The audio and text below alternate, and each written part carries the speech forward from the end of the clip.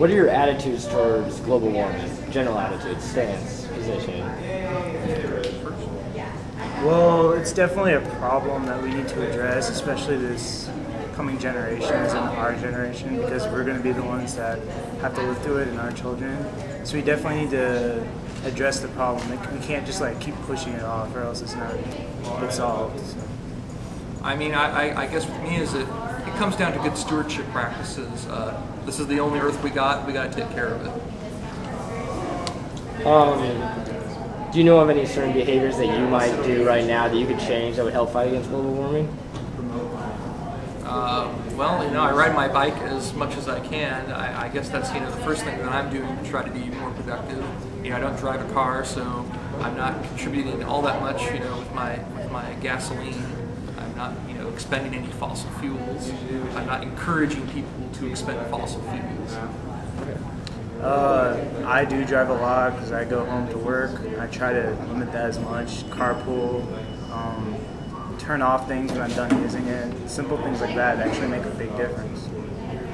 Do you feel that Western Oregon University educates the campus about things that they can do to change this? Do you feel that they provide information on changes people can make or things they can do to involve themselves in this fight? Yeah, I think we do a pretty good job. I think a lot of our science faculty really, get to the nitty-gritty about the science behind climate change and global warming. And, as this the student government that you can see in there. And there's one of our chief climate change people right there, Dr. Mary Pettinger. She helps better educate us a lot. And we had Bill Bradbury come and who's the Oregon Secretary of State, make a presentation based on Al Gore's Inconvenient Truth. So the campus is getting aware that it is an issue that we need to be concerned about. I agree. There are little differences that the campus can make, changes that they could address, such as like making more recycling bins easier, stuff like that. But besides that, they do a pretty good job. What do you think the campus could do to encourage people to do more, to recycle more, to turn off the heater when they don't need it, to don't keep fans on all day, stuff like that? Well, I think when it comes down to, I just recently moved back into campus, and we have a couple recycling ports, but at least in the hall that I'm living in now, you have to walk quite a ways to go and recycle your stuff.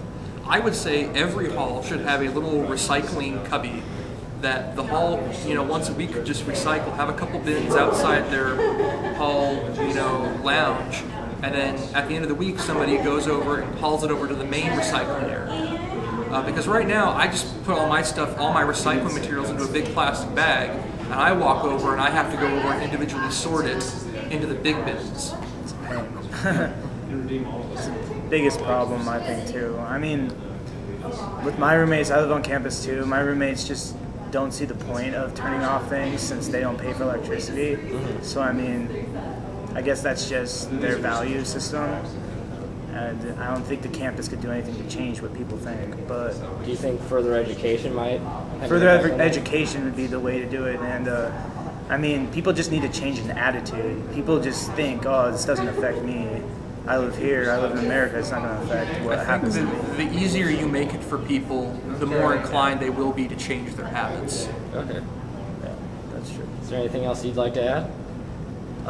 Also, another way you could do it is get involved and write to your senators, write to congressmen.